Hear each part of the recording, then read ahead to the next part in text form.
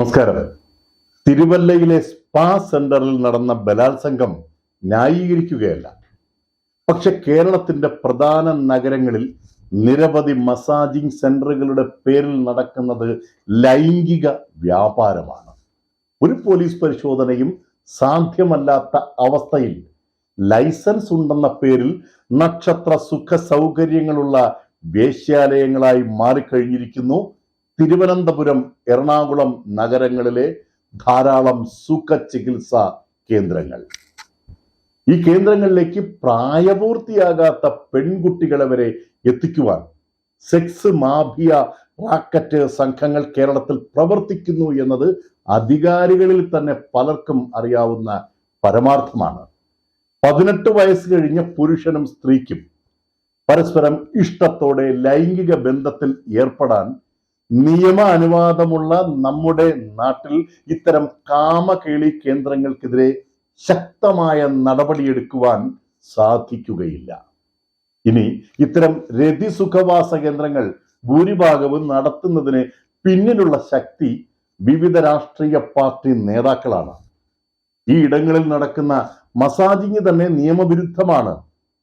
ഇത്തരം സെന്ററുകളിൽ പുരുഷൻ പുരുഷനെയും സ്ത്രീയെയുമാണ് മസാജ് ചെയ്യേണ്ടത്. അത് നിയമം. പക്ഷെ തിരിച്ചുള്ള ഈ ഇക്കിളി സുഖമാണ് ഭൂരിഭാഗം മസാജ് സെന്ററുകളിലും നടന്നുകൊണ്ടിരിക്കുന്നത്.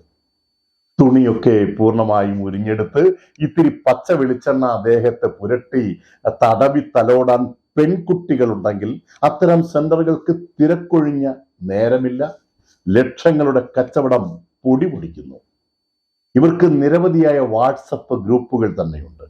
പെൺകുട്ടികളുടെയും ആൺകുട്ടികളുടെയും ഫോട്ടോയും വീഡിയോയും കണ്ട് മസാജറെ തിരഞ്ഞെടുക്കുവാനും കാര്യങ്ങൾ അതിനും അപ്പുറത്തേക്ക് പോകണമെങ്കിൽ ആ വിവരങ്ങളും വിലയുമൊക്കെ ഇത്തരം വാട്സപ്പ് ചാറ്റുകളിലൂടെ ഫിക്സ് ചെയ്യാം. ദിവസവും സമയവും വരെ ഷെഡ്യൂൾ ചെയ്യാം. ലൈസൻസ് ഉള്ള നിയമങ്ങൾ അനുസരിച്ച് നടക്കുന്ന തിരുമൽ കേന്ദ്രങ്ങൾക്ക് ഭീഷണിയാണ് കേവലം ഷട്ടർ കടകളിൽ പ്രവർത്തിക്കുന്ന ഇത്തരം രതിക്കൂടാരങ്ങൾ. ആഭ്യന്തരം കുത്തഴിഞ്ഞ കേരളത്തിൽ ഏത് ഗുണ്ടാ വിളയാട്ടവും നടക്കും. കഴുത്തിൽ കത്തിവെച്ച് ഒരു കാപ്പ കേസ് പ്രതിയും സഹഗുണ്ടകളും സ്പായിലെ സ്ത്രീയെ കൂട്ട ബലാത്സംഗം ചെയ്യാൻ സ്വാതന്ത്ര്യമുള്ള സംസ്ഥാനമായി നമ്മുടെ നമ്പർ 1 കേരളം വളർന്നു കഴിഞ്ഞു. ഈ ബലാത്സംഗ കേസിൽ ഇനിയും മുഴുവൻ പ്രതികളെ പിടികൂടാൻ നമ്മുടെ പോലീസ് ഏമാന്മാർക്ക് കഴിഞ്ഞിട്ടില്ല. അതോ പിടികൂടാത്തതോ? പ്രധാന നഗരങ്ങളിൽ നടക്കുന്ന ഇത്തരം മസാജിംഗ് സെന്ററുകൾ തമ്മിൽ വലിയ മത്സരമാണ്. സ്വതന്ത്രമായി ബിസിനസ് വ്യാപിപ്പിക്കാൻ നമ്മുടെ പോലീസ് ഏമാന്മാരിൽ ചിലർ സ്പാ സെന്ററിൽ നിന്നും നന്നായി കമ്മീഷൻ കൈപ്പറ്റി ഇവരെ സഹായിക്കുന്നുമുണ്ട്.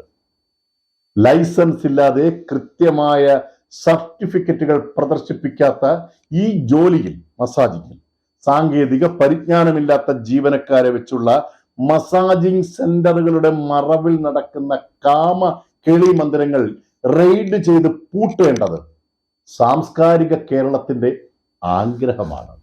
പക്ഷെ ആര് ചെയ്യും? അയ്യപ്പന്റെ കോടിക്കണക്കിന് രൂപ മോഷ്ടിച്ചവർ ജയിലിലെ സുഖവാസം കഴിഞ്ഞ് സ്വതന്ത്രമായി കട്ടെടുത്ത മുതലിൽ സസുഖം പുറത്ത് വാഴുന്നിടം. ഒരു മനുഷ്യന്റെ പച്ച ശരീരം 52 പീസുകളാക്കി മാറ്റിയ കൊടും ക്രൂരന്മാർ 100 ദിവസത്തിലധികം പരോളിൽ ഇറങ്ങി ആഡംബര ജീവിതത്തിൽ അഴിഞ്ഞാടുന്ന കേരള മഹാരാജ്യത്തിൽ ഒരു ദിവസം കൂടി സ്വതന്ത്രമായി ജീവിച്ചിരിക്കുന്നത് കേവലം ആയുസ്സിന്റെ ബലം കൊണ്ട് മാത്രമാണ്.